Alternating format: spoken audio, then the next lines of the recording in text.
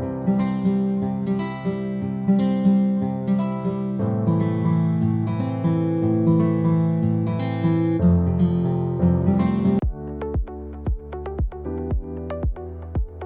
good morning, everyone, and welcome to the Great Transition Senior Living Series of Central Florida. We are excited to have so many of you in the room with us today, and we're excited to have so many of you watching on Facebook Live today. Thanks for joining us. A little bit about Great Transitions before we get started. Great Transitions was founded in 2013 by Paul and Lynn Henderson. To guide seniors during one of life's biggest transitions. It's a system for working with seniors and their families as their lifestyles and housing needs change. Now this process, the system that we implement, can sometimes take 12 to 18 months before preparation before a move, or a life circumstance can happen and it can expedite that process. So we're here to help you create a plan so that you can implement that plan precisely when you need it. We want to guide you through the entire process, and we genuinely believe that helping and guiding seniors is our greatest responsibility. It's an honor and privilege to care and help those that have guided us so well for so long. So our purpose here today and with the seminar series is to educate people about legal, financial, housing, medical, and other general issues. And you could see that in the educational partners. We have a lot of those areas covered with our educational partners. We're not here to try and sell you anything, none of us are. But we do challenge you to ask yourself this question: who's going to be tasked with making the decisions for me when I'm no longer able to do so? And will I agree with the decisions that they make? So the question is, do you have a plan in place already, or are you in the process of creating a plan? And that's what we want you to be working towards. And then, when that plan is ready, you can share that with those that you love and trust. So to that end, we're going to talk about, this is our second in a series talking about senior housing options. Many of you were here last month when we talked about assisted living and independent living. And today we're going to be talking about continuing care retirement communities. Now, part of my certification, I had to go tour communities. And I got to tour all three of the communities that we have represented here. And I went on my very first tour, and I was blown away at the resort-like qualities that I found in these communities. Now, my first career was in hospitality. I worked in some big resorts and hotels, and what I found in these communities were hotel-style accommodations, regular housekeeping, a beautiful dining room, activities, and so much more. And so I walked away from my first tour and I was heartbroken. I was heartbroken because I found out that I have to wait until I'm 62 years old to retire. So, because these places are amazing. They help you make the most out of retirement, and there's a high chance that if you wait until you truly have a need, like I really have to go someplace, you may miss out on an opportunity to get into the community that is your primary choice community. It's important to not get bogged down in the how, the overwhelm that can happen when you're making these decisions, and to really focus on the why. Why am I making this decision? Why am I making this move? And as we learned last month in the seminar, it's never too early to go ahead and make that move, unless you haven't made it to 62 yet. I'm super excited to introduce to you our expert panelists. We could honestly, we were talking about this earlier, we could talk about this all day long. It could easily be an 8-hour seminar. So because we don't have that much time today, I've asked them to kind of give us the Cliff Notes version, or a 30,000-foot view. Because everybody in this room has a different situation and circumstance, and so things are going to be a little bit different for you individually. We'll give a broad overview, answering the questions, and they're going to be sticking around afterwards to answer your specific questions, or maybe you would rather set an appointment with one of them and sit down and talk to them about exactly what it is that you need. So with that said, let me tell you a little bit about our panelist. Joey Mukherjee is with Village on the Green. He's the executive director there, responsible for the overall daily operations of the community to ensure that business goals are achieved and drive consistent improvements that delight residents and help team members to thrive. He earned his Bachelor of Arts degree from Albion College and his Master of Health Services Administration from the George Washington University. He and his wife are parents to 2 children, a 6-year-old and a 3-year-old, and 2 dachshunds, George Washington and Thomas Jefferson.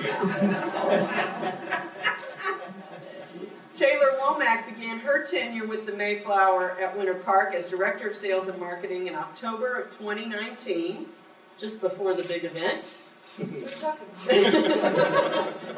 after that? Taylor comes to the Mayflower with an extensive experience, having held positions of Executive Director, Sales Manager in the Clearwater and Dunedin areas.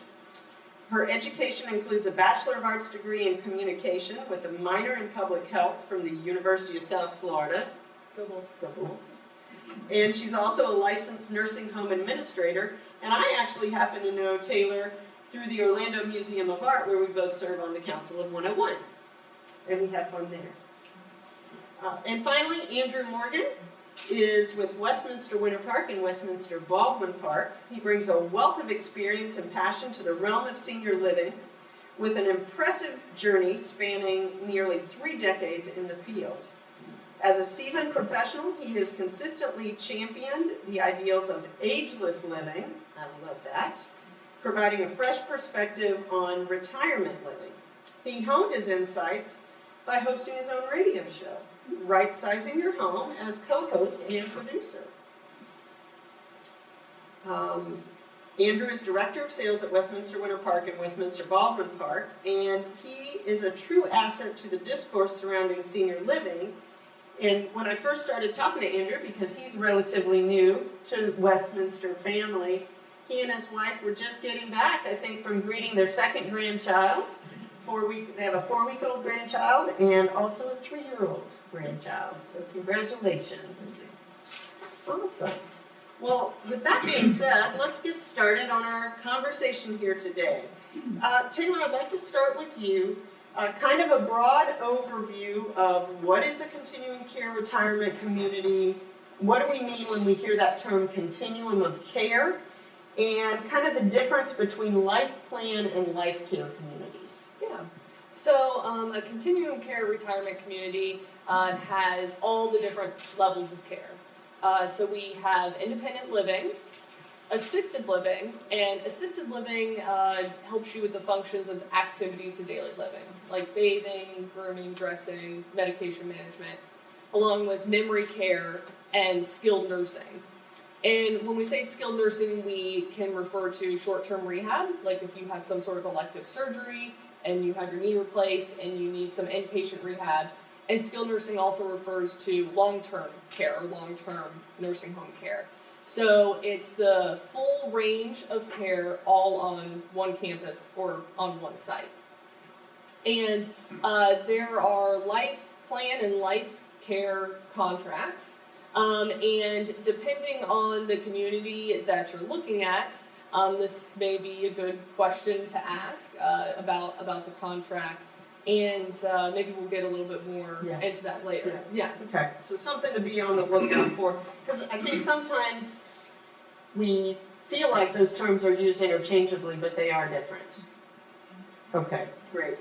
So let's learn a little bit about your communities, and I will say that all 3 communities represented here today are educational partners with our seminar series, and so we're really glad to have them as a resource to provide us some great information. Joey, we're going to start with you. Tell us a little bit about Village on the Green, the type of community it is, and some of the things it has to offer the residents. Great, thank you. Good morning, everyone.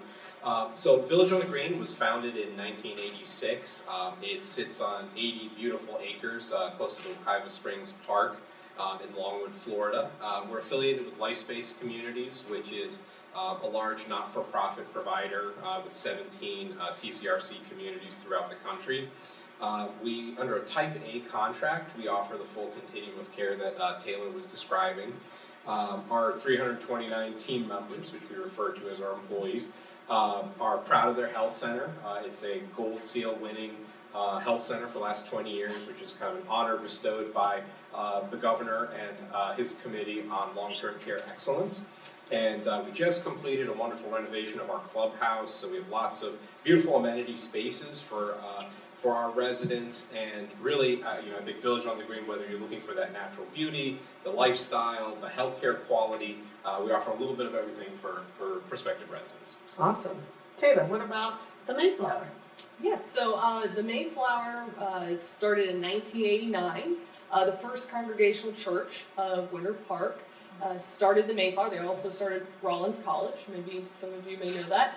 And so we have no religious affiliation with the college, but they saw a need for a continuing care retirement community in the area. So we've been around for 33 years. We are a single site, not-for-profit, so there's really only one of us. I guess it's boutique-like in that sense.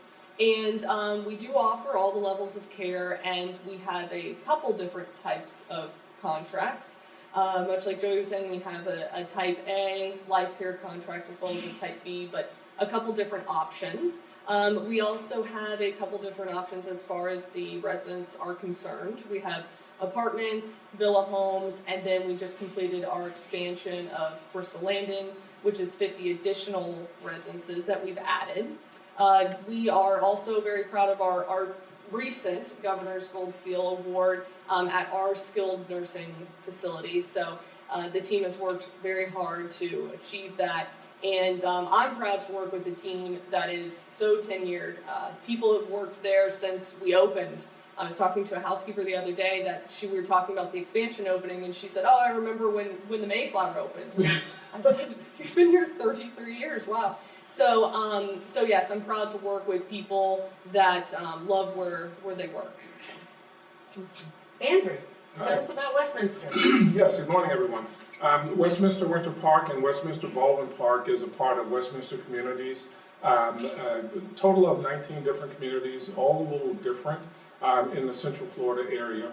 We are, as a community, 2 campuses and 5 different neighborhoods. So in terms of accommodations, we have something to meet pretty much all needs, from high-rise living to garden style to mid-rise to village homes. And when we talk about Westminster Winter Park and Westminster Baldwin Park, they're one and the same. They both fall under the same umbrella. It's just that Westminster Baldwin Park is a newer campus that we added 6 years ago, with a final phase of construction being completed 2 years ago. So it basically means that you have options that range from studio apartments to a 3-bedroom, 3-bedroom with den, 3,030 square foot apartment that faces Lake Baldwin. So there's something for everyone. The village homes are a wonderful option. We're on Lake Berry at Westminster Winter Park, and we have village homes that actually are waterfront homes, as well as duplexes and quads. So something for everyone. We do offer a Type B contract or a modified contract. And what that means to you is that you have access to a full continuum of care, and you're paying for the services as you receive them, as opposed to paying on the front end for services that kind of continue throughout in terms of the pricing. If you're in independent living, you're paying for services related to the home or apartment that you have in independent living.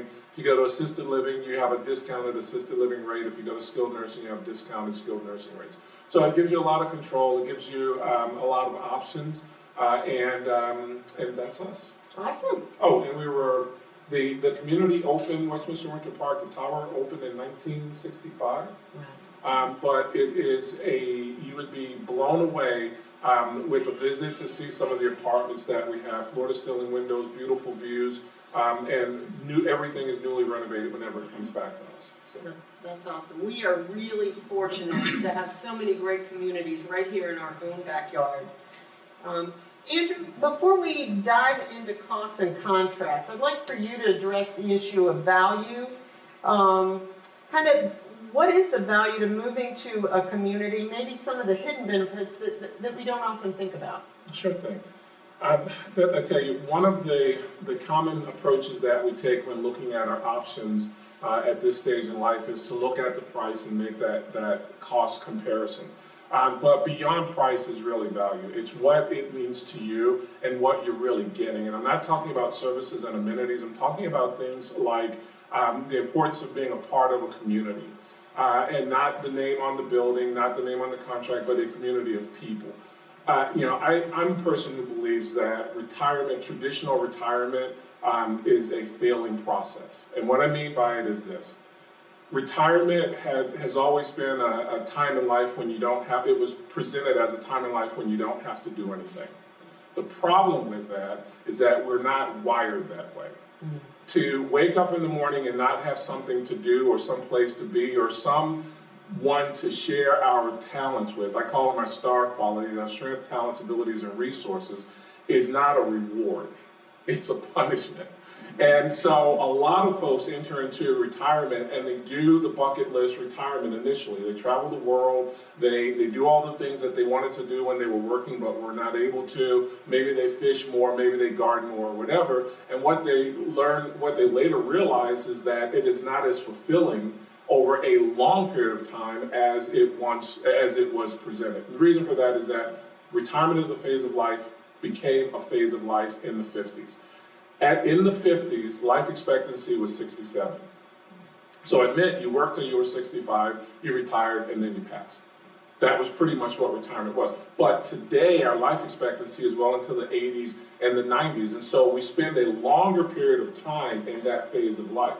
What we offer as communities, the three of us, are an opportunity for you to be a part of a community that allows you to contribute, that allows you and gives you control over your own well-being, and one that really provides connection.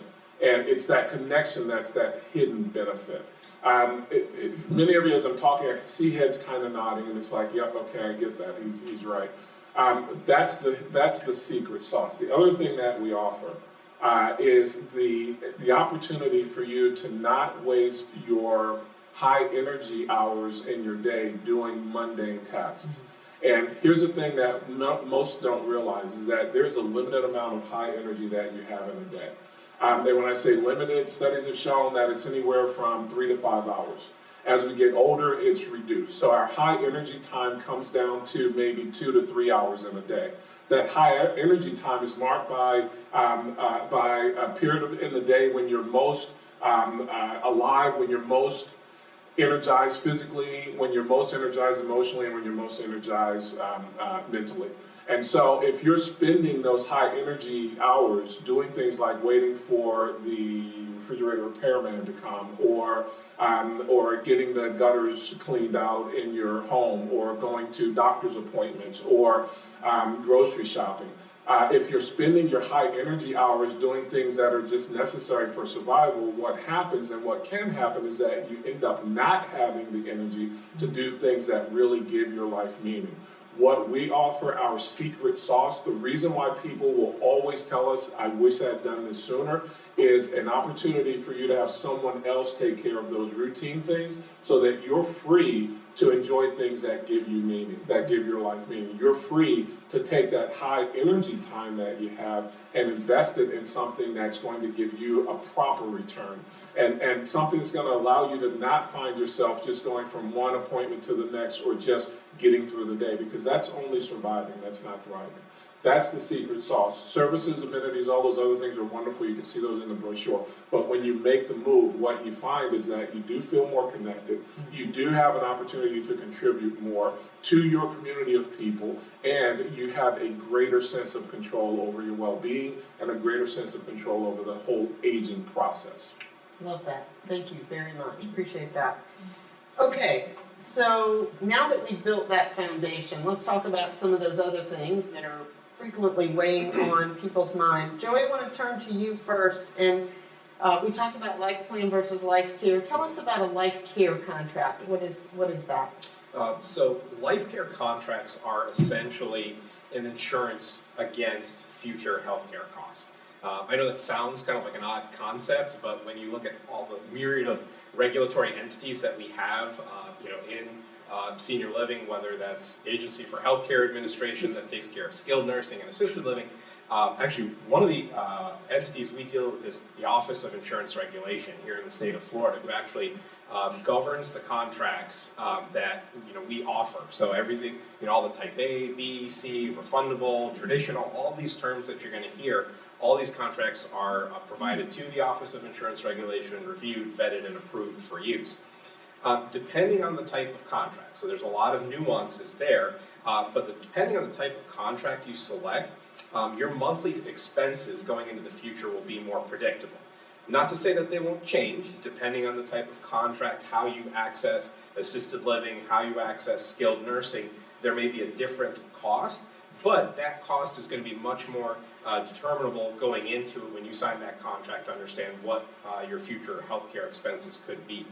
And ultimately, there is a kind of an approval process. We're entering a relationship because once you become a resident contractually, if you run out of resources through no fault of your own, you will stay in your residence and you will have access to that care. So there is kind of an actuarial science kind of from our part to understand you as a prospective resident, where are you from an age perspective, health perspective, and what's the potential outlay of expenses into the future. So, it does get a little technical, but it is ultimately, a contractual relationship that gives you more predictability in healthcare. And we've seen healthcare expenses, I think, has been one of the most fastest growing expenses, largest sectors of our economy growth.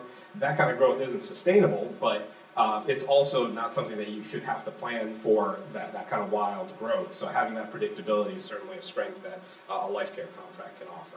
Okay, great. So thanks for explaining the life care contract. I want to switch to the life plan contract.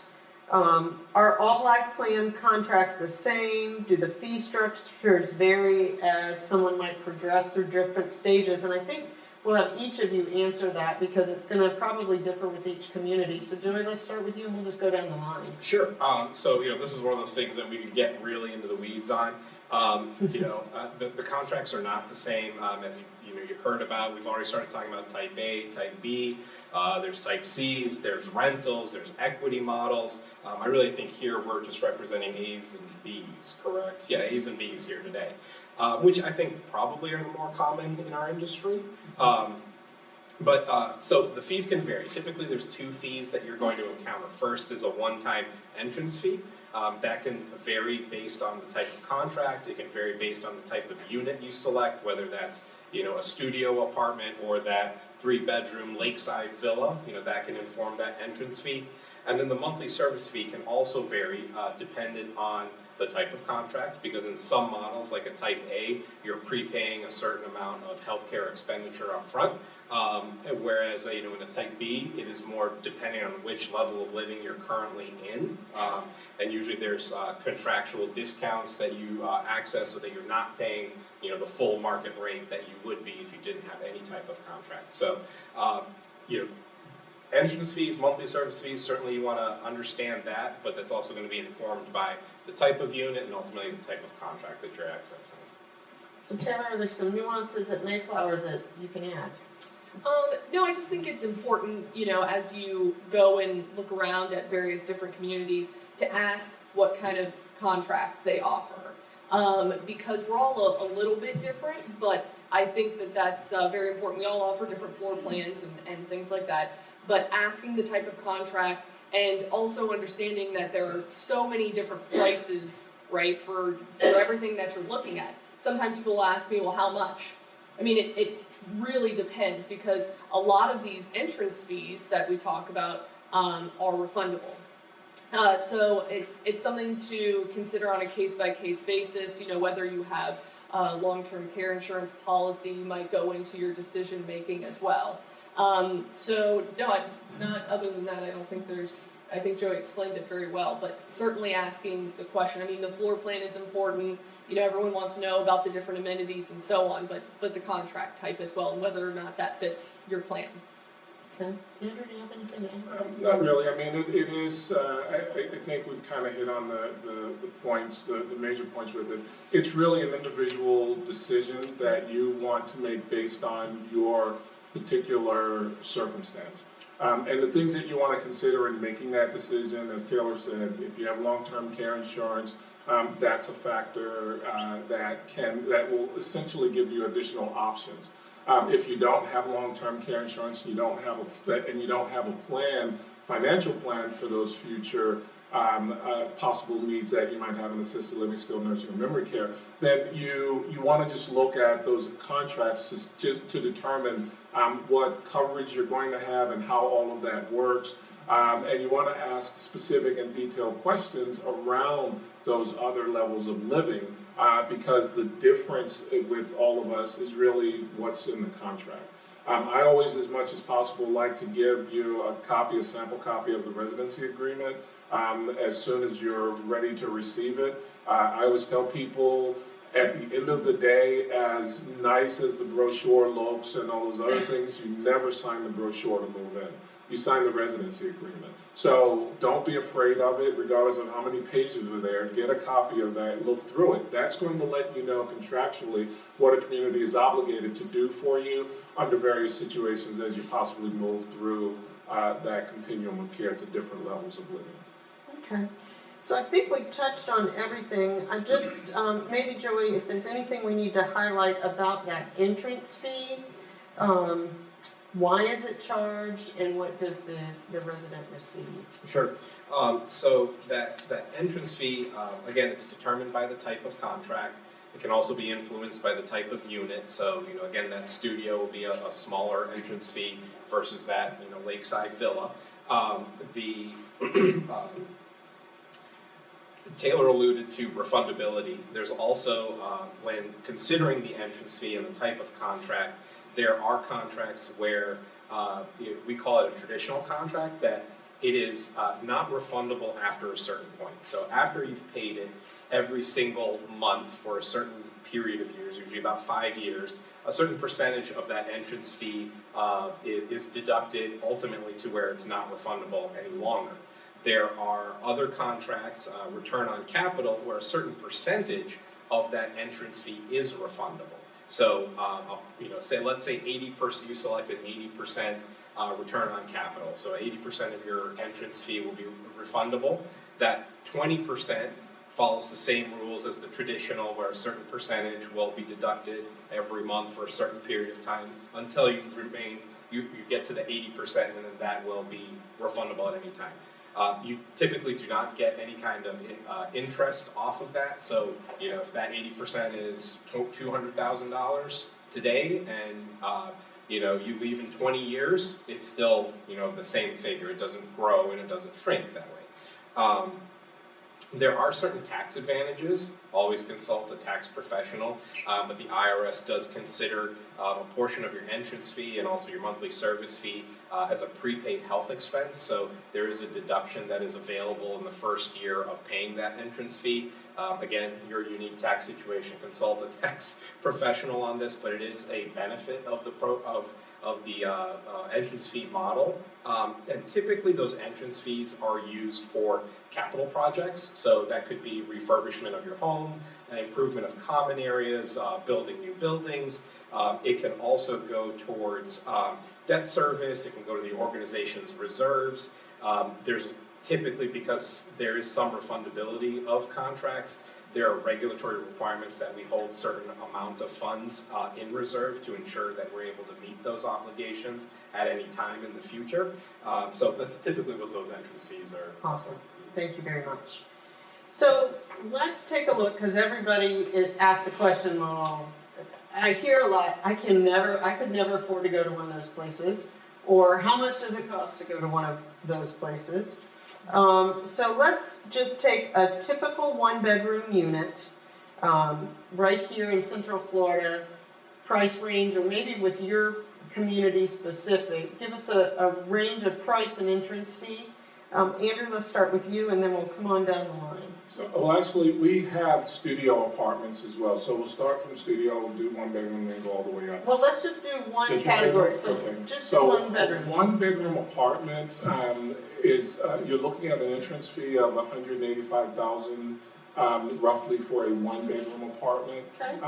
And the monthly fee will start at about a little over $3,500 with full services. So that's 3 meals a day in independent living, that's housekeeping every other week, that's all of the services in the tower. We do have monthly fees that are less in some of our other neighborhoods because they don't offer full services. You have options in terms of meal plans and other things like that. And if you choose those options, then you can actually reduce the monthly fee. Okay, great.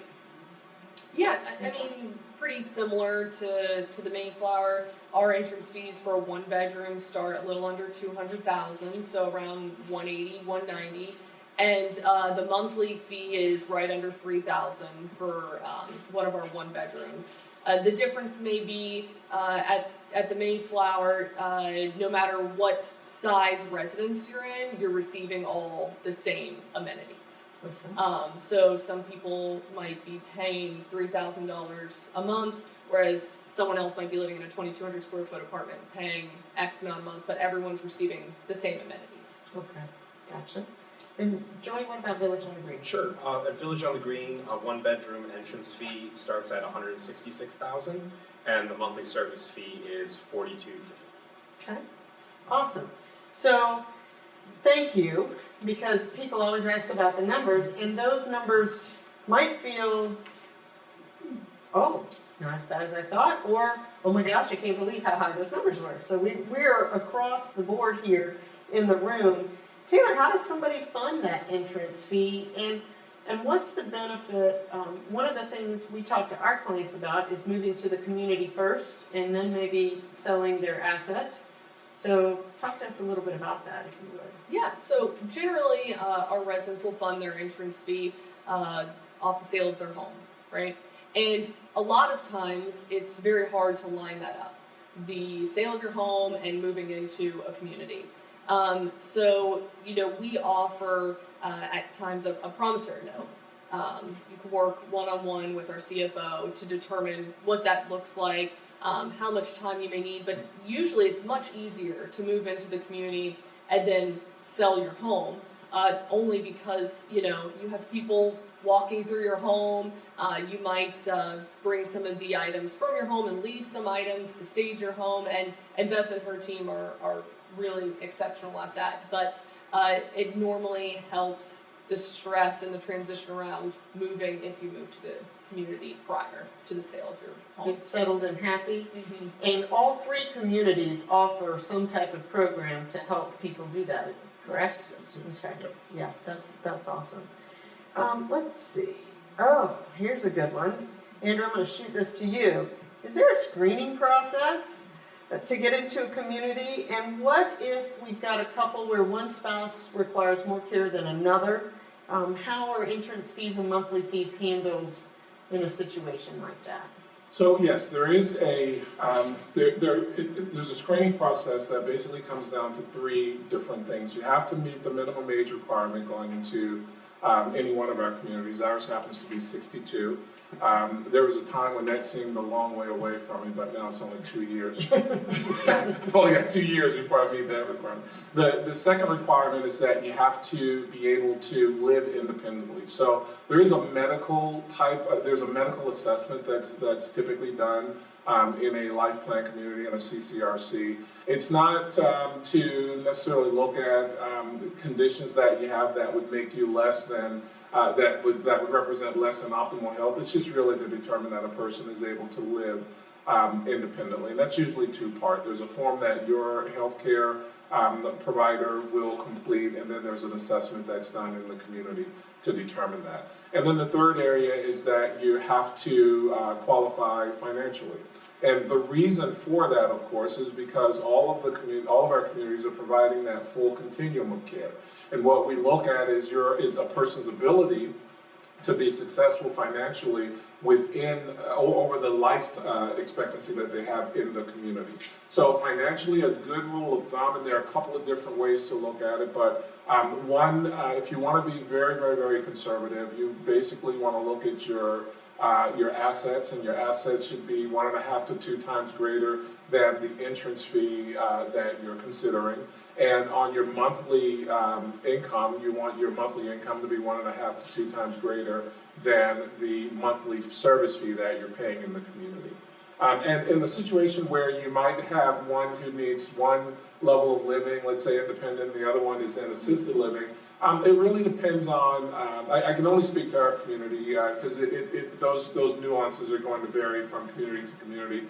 But in under a modified contract type, under a type B contract, you would have you can come in under 2 different contracts. One can come into assisted living under a life plan contract in assisted living, or they can come into assisted living just as a rental where they're not paying an entrance fee, they're just paying a community fee essentially of maybe $2,500, and the other would pay the entry fee going into independent living. So it just, those cases are really, that's what you want to avoid as you consider these options, is waiting until one needs a different level of living.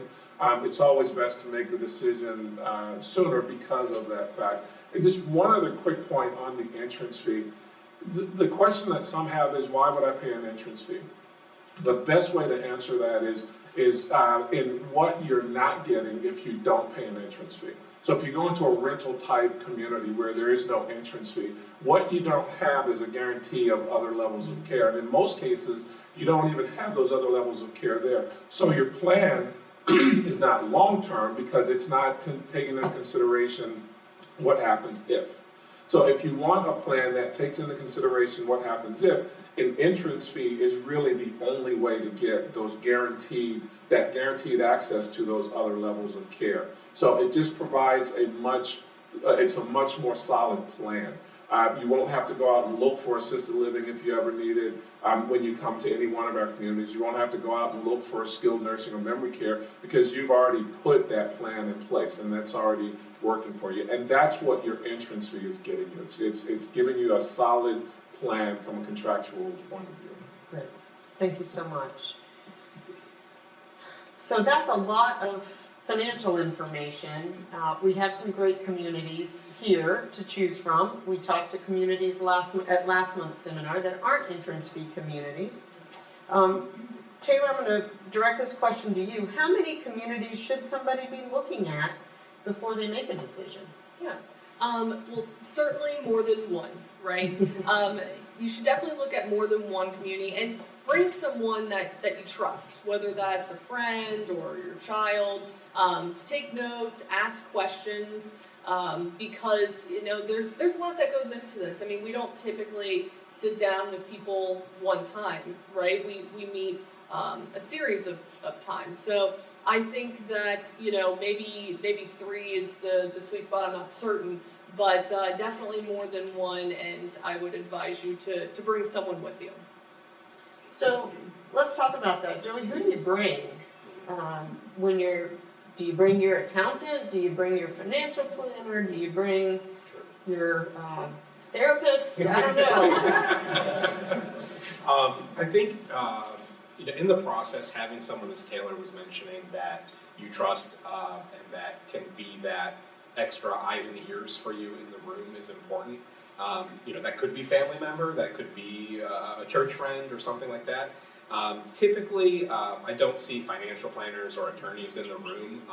In general, the interaction that we have there is, we send the contract, they share the contract with their attorney, and the attorney has questions, and then, we facilitate a conversation to answer any questions the attorney has so that he or she can advise their client appropriately. So, as you go through this journey, you're going to see each community, each contract has nuances, has intricacies.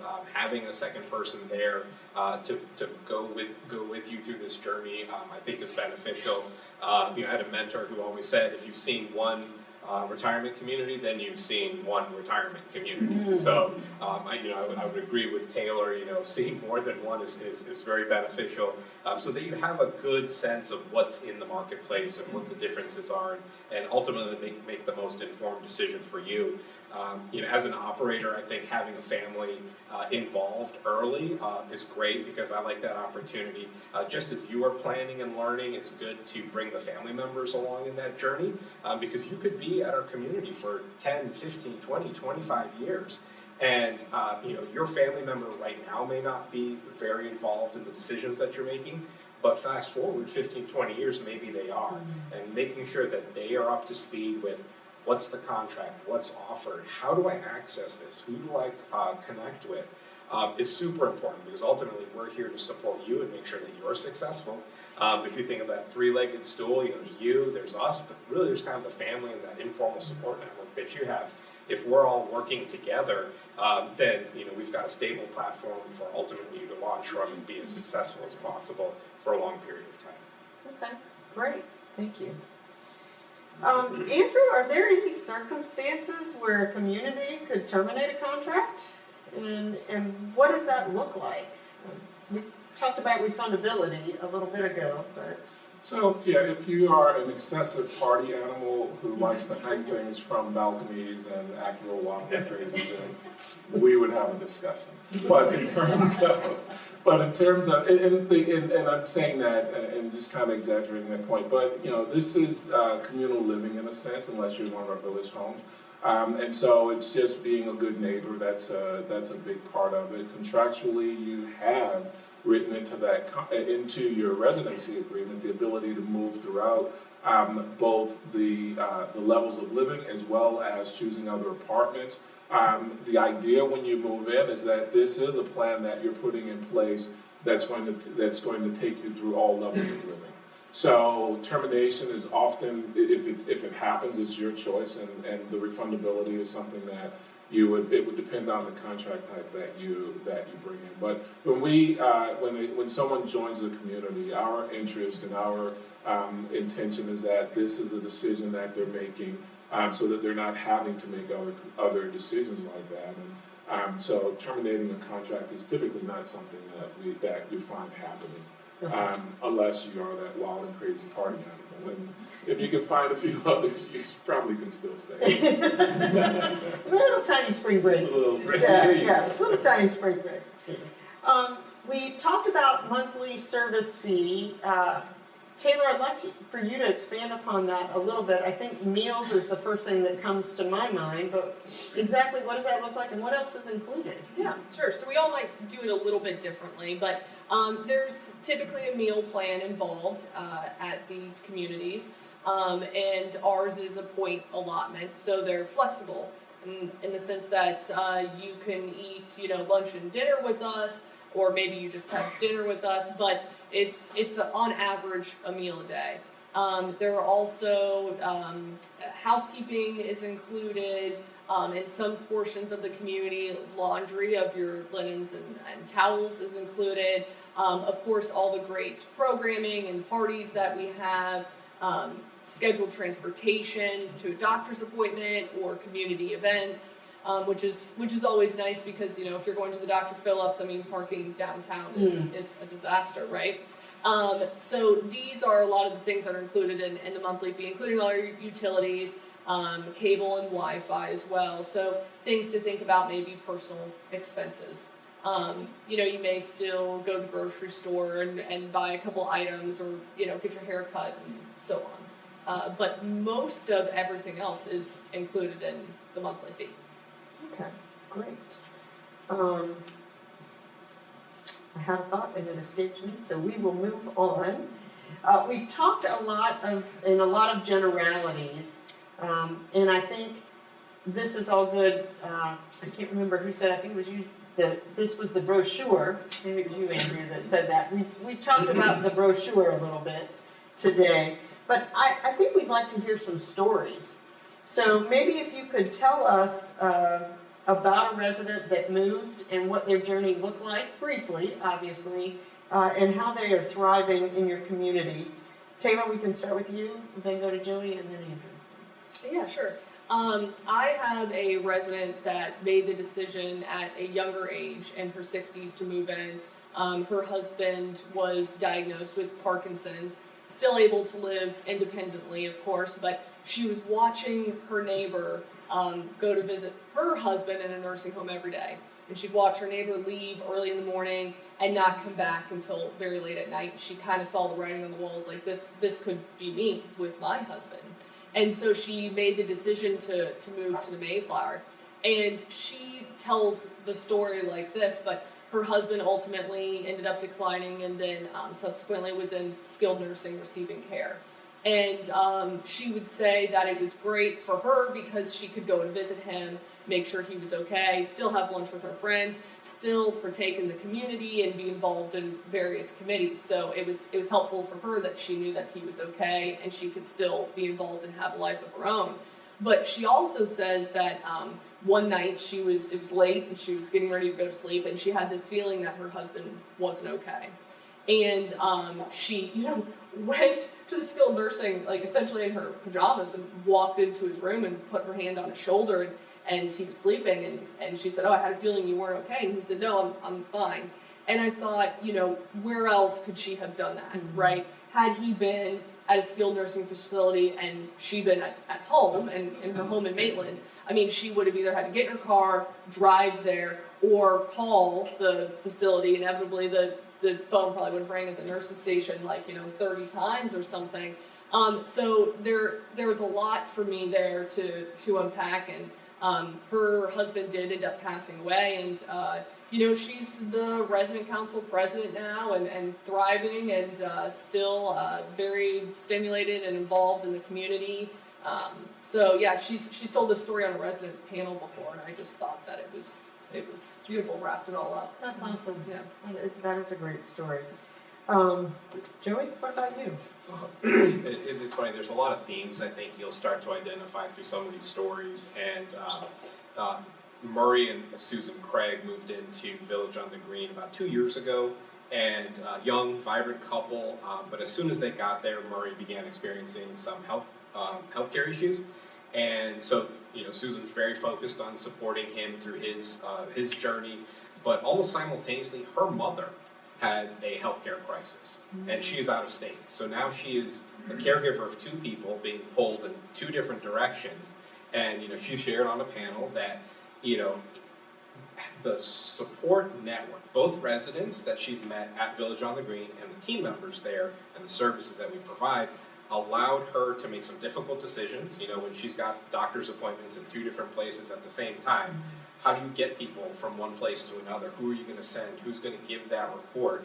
And it is still a challenging time. It is still a very trying journey to go through, but having the support network and resources quickly at hand to be able to call up and deploy was, for her, ultimately made this whole process much easier for her to take care of herself, because we understand how difficult being a caregiver can be. So, having those resources at hand, it's not just for, one maybe needing skilled nursing and assisted living, but there is a true benefit for the caregiver in that relationship as well. So, that's just kind of experience from the Craigs. Awesome. Andrew? For me, I've had, there are a number of stories that I recall, but there's one that has always stuck with me, and it's because it was really, for me, a pivotal moment working in this industry and in this field. It was on a Tuesday morning, more than 15 years ago. It was a Tuesday morning, it was 9:35. And the reason I remember that is because I was scheduled to give a marketing update to the resident committee in a community that was very large, had almost 2,000 residents who lived in that community, and more than 1,500 rather, types of homes. So it was a big meeting, the resident council. I had to give the marketing update, and they put me on the agenda on the front end, so that I could get back to selling. That's just one of the things that they always say. So they put me on the front end, and they did the introductions. It was about 9:35, and I had my notes, and I go to the podium to give my update. And I look out, there's a long table. We took, I think, about 4 8-foot tables, and they were connected. So there were residents sitting from different council positions and different resident reps sitting around that table, and about 40 or 50 people sitting out in the audience beyond that. As I walked up to the podium, I remember looking off to my left and seeing a gentleman who was sitting beside me and who was waiting to give his update. And I remember thinking in that moment, just in a flash, I remember asking myself, what would a 92-year-old man be doing in his own home at 9:35 on a Tuesday morning if he were not here? The gentleman was someone who moved in more than 17 years ago. He moved in when he was 75. He served in different council positions. He was the building rep. There were people in the building that he lived in whose message he was carrying forward. He was a leader within his community. He was 92 years old, and you would never have ever known that. I mean, he's sitting there as sharp as a tack in terms of how he's dressed. I'm a little bit of a clothes fiend, so I was admiring, like, that's a really nice jacket. He had his notes sitting there, and he was prepared to contribute, to make a contribution and to represent those who were in his immediate community. That is what this move is about.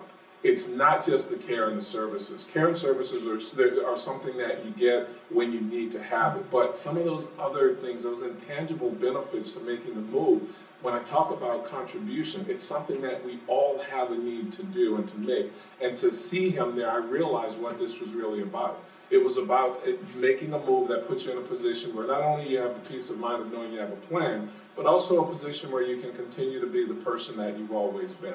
It's a sustainable lifestyle. You're not moving off of the campus or out of the community to get those other needs. You can continue to be that person. You can continue to have those social connections that you've always had, that you formed when you initially moved in, until you absolutely can't. And that, to me, is one of the most, it's one of the things that I'll never, ever, ever forget, is the reason why a move like this makes your life better. I love these stories. I don't know about you all, but the word that just keeps coming into my mind is vibrance. And the vibrant lives that people are living once they move into the community. So with that being said, I want to address the elephant in the room. I'm not ready. It's something that I hear a lot. Do you have any professional advice from your side? Joey, if you would take that question, what do you say to the person that says, I'm not ready for this, I'm doing fine? There's a resident in Village on the Green, Stan Goldstein, and I have to give him full credit for this, but he gets, he's an ambassador of ours and connects with prospective residents as any chance he can get, and he will always say at the very end, better 5 years too early than 1 day too late. And I mean, that really for me sums it up. You're here because you're planners, because you're getting yourself educated for what's to come. And I think, kind of what Stan says all the time is that, do it while you make the decision, while you can make the decision, while you have that control. Don't wait for a crisis to arise and then maybe things happen at a faster pace. Change, this is change, it's going to be difficult, but imagine throwing a healthcare complication on top of that and trying to manage that all at the same time. I think, to do it on your terms is the best way to do it. And I think, you're going to struggle with the timing, but ultimately you just don't want to wait till it's too late. And so I think Stan's got a message really resonates with me. Stan's a man. He is. He's a wild weasel. Flew in Vietnam and has seen some stuff. Wow. And just a super worldly guy. And so when he shares that stuff, I'm like, yeah. That's awesome. Or, That's awesome. So for the stories, that means a lot, but there's some science behind this also, and some statistics behind it. So I'd like to throw it out to all three of you to maybe give us one statistic or one scientific fact that says this is a good idea, that there is a benefit to moving to a community. Taylor, what you got? I think we've all kind of touched on the many financial benefits, but yeah, there's a lot of social benefits, and like you mentioned, vibrance. But they are now saying that, especially coming out of this pandemic, right? Loneliness and isolation, they're comparing the effects of that to cigarette smoking now. Like, it's that bad for you to be lonely, isolated, not stimulated. And you know, I think of someone like my own father, who's a widower. You know, he's still young, but I just think, wow, this is potentially dangerous, not healthy, and what a community can bring to someone like my father.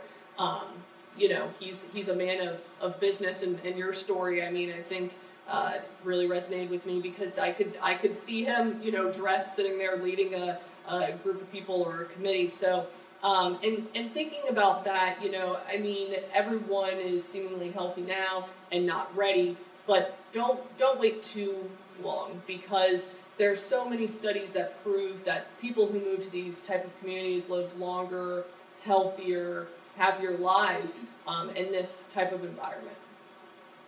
Okay, Andrew? And to piggyback on that, there was a time when we used to think that longevity, having a long life, was something that was genetic. And it was a question of your genes. But studies have shown that your genetics are only 20% of or only 20% contributing factor to longevity. Genetics is only 20%. The other 20% is your access to healthcare.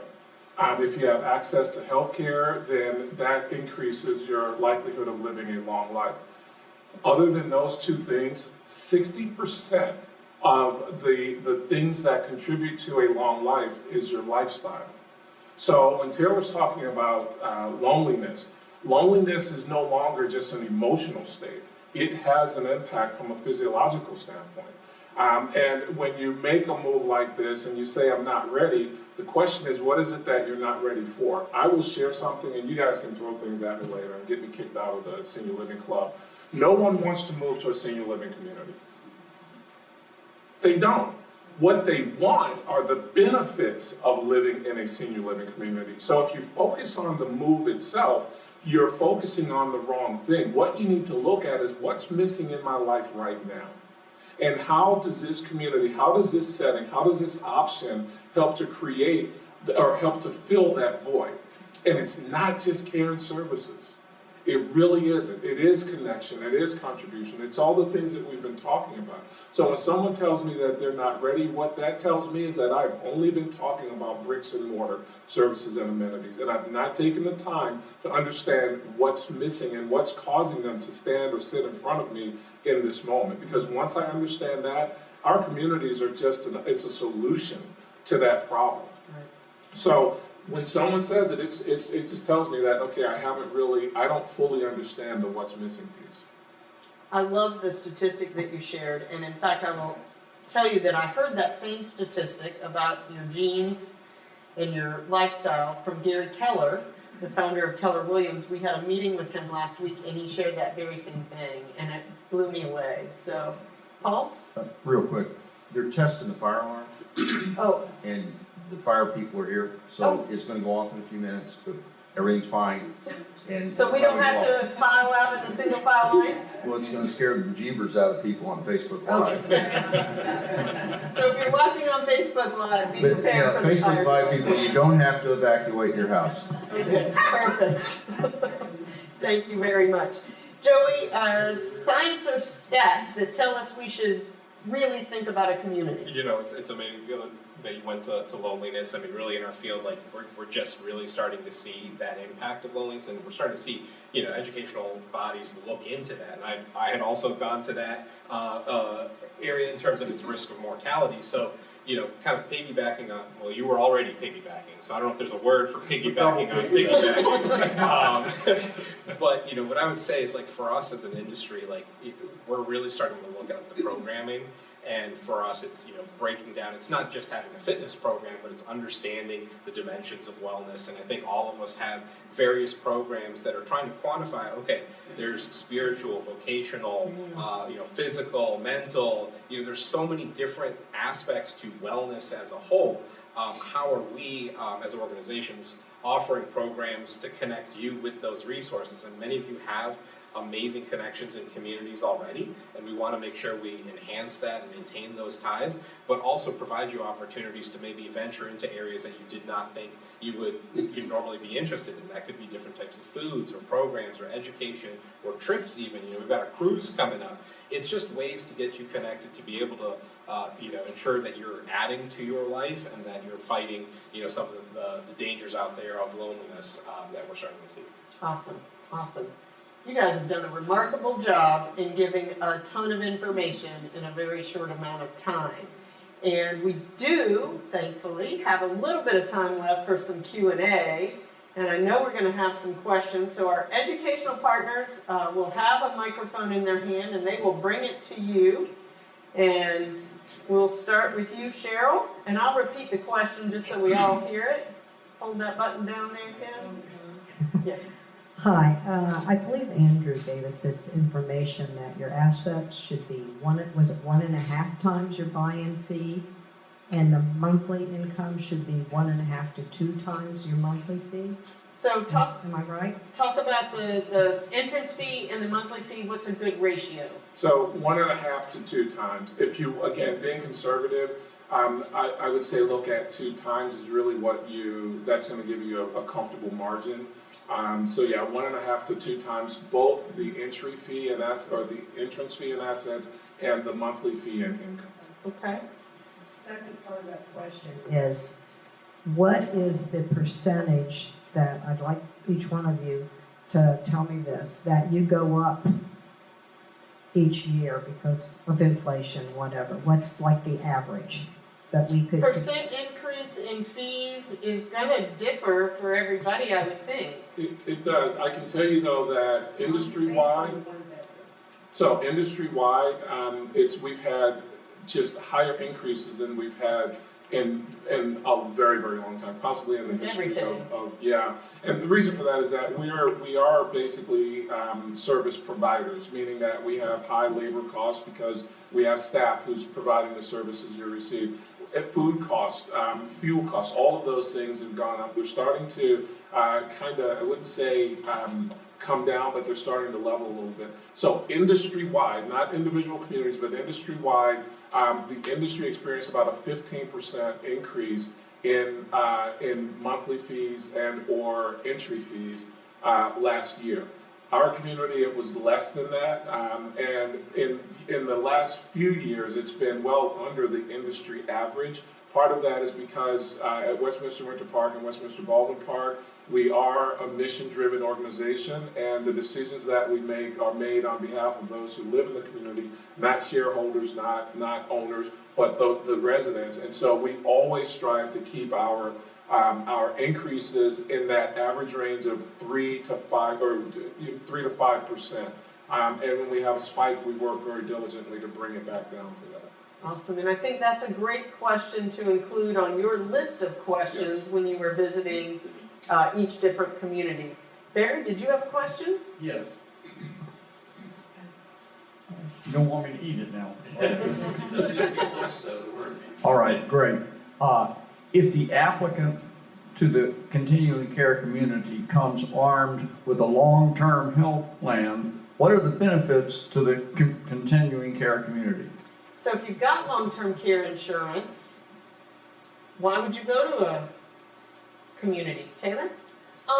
Well, you would still, the long-term care policy doesn't determine that you're gonna end up in the most reputable care facility, right? To which I tell my father when he says that to me, why would I move in? I have a long-term care policy. Probably plenty of us have visited nursing homes over the course of our life or skilled nursing facilities, and you might have gone in there to visit a friend or a loved one and said, this is not going to be where I end up. And so I think that it's important, even if you do have that long-term care policy, it's important to know where exactly you're going to end up, and knowing that that care is reputable and that it fits what you're looking for. What it does for you personally, the policy will always pay the policyholder, and then you would turn around and pay the community whatever is owed. I think at each community the amount for care is different, right? I've had some people that have asked me, if this is like a long-term care policy, me moving into one of these communities, should I keep my policy? And, you know, I'm not gonna necessarily advise anyone on that, but if it were my own family member, I would say, you know, I think that you should move in, get settled in for at least, you know, 90 days to determine that you know, love the community before you make that next step. At the Mayflower, we have a couple different contracts because people who have long-term care policies might, you know, decide that life planning contract is better for them than a life care contract. But I hope that kind of answers your question. There are no benefits to the continuing. If you're looking at two applicants and all the finances are the same, and yet one couple has a long-term care plan, does that have any meaning? It does. It's something that is considered when we're qualifying you financially. So we probably all use some sort of actuarial software that runs all these different scenarios, and that we would plug in, and it would help you financially to qualify if you do have a long-term care policy. And I think when we did the seminar back in January with Dana and Sean, you guys addressed financial health being greater for those that have a long-term care policy in place when they do decide to move into a community. So, Just a quick point on that. You do have, there is a huge benefit that you're receiving when you make the move and you have that policy. Two things to consider with the long-term care insurance policy. One is the exclusion period. There are some that have exclusion periods that typically they're 30 to 120 days of time that has to pass before the benefit kicks in. So let's look at a skilled nursing situation. You're talking about covering, and not having moved to a community, but just while you're in your home, you're looking at covering about $10,000 or $12,000 a month for that period of time before that benefit kicks in. If you're going into skilled nursing, so having long-term care insurance is great. It does work with our communities because the communities fill in some of those gaps. The other thing to consider with the long-term, that you want to look at with your long-term care insurance policy, is the length of time or the amount of money that it's going to cover. There are a few unicorns that are out there that are unlimited, and we always get thrilled whenever we see one. Like, you're a rock star if you have that kind of policy. But for most, there's a limit in terms of the number of days it's going to cover and the amount of money. So you do have some exposure with a long-term care insurance policy. If in fact you were to go outside of that, if you were to exceed that period of time, you are then at a point where you're paying out of pocket. So they work very well. It's a conversation that I think you should have with whomever you're considering. In terms of how it works with the contract, but there are benefits. There are definitely benefits that you have, and if you have that policy, I'm with Taylor, I would not advise a person to get rid of it. Good long-term care insurance policies these days are probably about 20 years old. You've been paying into it for 20 years, and to terminate that at a point when you're most likely to need it is something that insurance companies, I'm sure, would be thrilled for you to do. But in your best interest, you have it, you want to find how it works with the community that you consider. that sounds like the phone plan my mother has from like 10 years ago. It's got all the bells and whistles. Kim, I think we had a question up here. Sue, had a question? Oh, okay. And so I just wanted to dovetail on that. Does having a long-term care policy give us an advantage in our sign-up amount or any other cost? So are there any advantages when you have a potential resident coming in? Does one look better that it has long-term care, or it just depends? It depends. You definitely look better. However, if I'm understanding your question, you're wanting to know if there's some type of concession that's made, or if there's something that you get because you have that. And the answer, I would say, and I probably could speak for all of us here, is that that's not the case. The fees are the fees minus any preset discount that may be offered.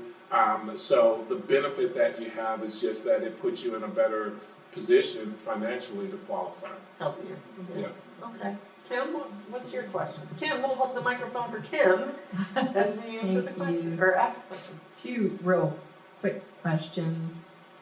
When you're considering communities, how soon are you able to look at the residency agreements, the details to help you decide? And the other is, once you do decide, is there a deposit to hold your place if there's not availability for what you're looking for, the size unit? So how quickly can you look at the residency agreement, and is a deposit required, and when is that? Joey, you want to take that? I mean, really, the residency agreement, that's something we're happy to share right away. Because that's, even as Andrew and Taylor have spoken to, that's where the details are in informing what our products are and comparing one to another. You're probably not gonna have the appetite to compare 4 different contracts to each other, but if you've come down to, these are the 2 products that I really like, then I would strongly recommend getting those agreements and going through them and assessing them and asking further questions from there. Remind me the second part of the question. Deposit The requirements. deposit, yes. So typically, yes, to secure a home, an apartment, there is a deposit process, which it could be about 10% of the entrance fee, which holds the unit. It can depend on the occupancy at communities as well. Communities that are very highly occupied may not have your unit that you are specifically interested in, and so then they may have a wait list process where they monitor who is interested in specific units and then reach out when that becomes available. Units that maybe have more readily available units, I typically do not look for a deposit until you're 100%. We've gone through the assessment process so that we understand going into it clearly, we're both in agreement that this is a good fit, and then yes, let's secure that specific unit with a deposit and then start from there. So because the last thing I want to get into is a back and forth of you write me a check, you change your mind, I write you a check. Let's just, when we're all 100% aboard, do the deposit and move forward from there. Okay. Can we have a microphone? Xander has a question. Got it. Thank you. 2 quick questions. Do you offer any discount for veterans in the entry fee? And is your skilled nursing facility services VA approved so that they'll pay for it if you're eligible for that benefit? Okay, great veterans question. Is there any military veteran discount in skilled nursing VA benefits? Who wants to take that? I mean, we've talked about it. But yes, there is a discount a military discount that you can receive. It's 10% of the entry fee up to $15,000 that you can receive on the entry fee. That's with 10 years of service as a veteran. And we also have an honorable service grant that does the same thing for someone who's served in the church for 10 years or longer. And that veterans discount would apply to retired school teachers or educators, retired firefighters, police officers, those first responder positions. So if that's that's a discount that you can receive off of the entry fee. And then in terms of the VA approved, still looking for an answer on that in terms of having the VA pay a benefit directly to having it come directly to the skilled nursing portion of or level of living. There is the aid and attendance, of course, that we have, but that's something that you would qualify for directly with the VA, and it's going to offset the fee, so that benefit is paid directly to you. Okay, great. Thank you very much. I think I had a question up front. Yeah. Did you want to? No, currently right now, we don't have a veteran discount that we have, or that we do, and similar to what Andrew was saying, VA in attendance, you go through the VA for, so we're similar in that aspect. So we do not offer a discount at this time. I will say for veterans, it's important to understand what health insurance is being provided. If you have TRICARE for life, then absolutely, through any kind of Medicare Part A replacement, TRICARE honestly is the gold standard. I mean, the VA benefits and coverage, out-of-pockets are the least for veterans. So I think all of us are, from a skilled nursing perspective, yes, but same in terms of aid and attendance and whatnot. In addition to that, there isn't typically a program in place. Okay, we've got time for one more question, and I've got it up front here.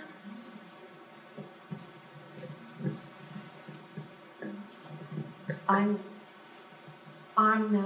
your entry fee, if you're a single person going in, you have an entry fee. If you're a couple, the entry fee, is it per person or is it one entry fee with some kind of spousal Per unit. addition to that fee? Or do you have to pay 2 entry fees? How does the entry fee differ, single person or couple? And maybe we can just have a quick answer from each of you. Same? Okay. So first person, there's an entry fee, so the figures that we're stating are typically the first person entry fee, and then each community will have a second person entrance fee, which is, $10,000, $20,000. It can vary by community for that second person for a spouse. So that's something when you do your research, you're going to want to find out the pricing. Okay. And the same with the monthly service fee as well. There's typically a second person monthly service fee. It's not double, it's not the same amount as the primary, but there is a second person fee. That's a typical fraction. Another good question to put on your list when you're touring communities. Yeah. So, okay. Well, I know that some of you probably still have some questions. I know I do. So our panel has agreed to stick around for a few minutes afterwards. You may, though, as I mentioned earlier, want to set up an appointment or sign up for that tour at the Mayflower on the 29th and at least get your Mayflower-specific questions answered on that trip. So see me afterwards if you'd like to get signed up for that. And that is free, which leads me to our next question. Did we try and sell you anything? Good. And our question to you is, what are you going to do with what you learned today? And I'm going to steal from one of Joey's answers that 5 years... Too early is better than 1 day too late. 5 years too early is better than 1 day too late. And I think that's a great perspective to have on just about everything. So thank you. Just a reminder that you are our connection to the world. Many of you are here because someone invited you to come. And so we encourage you to invite others to come, share with them our website, our Facebook page. There are lots of ways to connect. We love to get your feedback. Many of you got a survey when you came in. You can use that to pre-register for next month's seminar. We do have a day and time change. We're normally the 3rd Wednesday, but I have to go to Reno next month to learn how to do this better. And we are going to do our seminar on Friday, September 15th next month. It'll still be at 9:30 right here, just a different date. So if you'd like to pre-register, you can do that before you leave. Again, the Mayflower Tour also, come see me if you'd like to do that Mayflower Tour. We thank you very much. We always close with a quote, and today we've got our good friend Henry Ford giving us a little advice. He says, anyone who stops learning is old, whether they are 20 or whether they are 80. Anyone who keeps learning stays young. So congratulations for y'all being here today. The greatest thing in life is to keep your mind young. I think we learned a little bit on how to do that today. Hope you enjoyed it, and we will see you next month.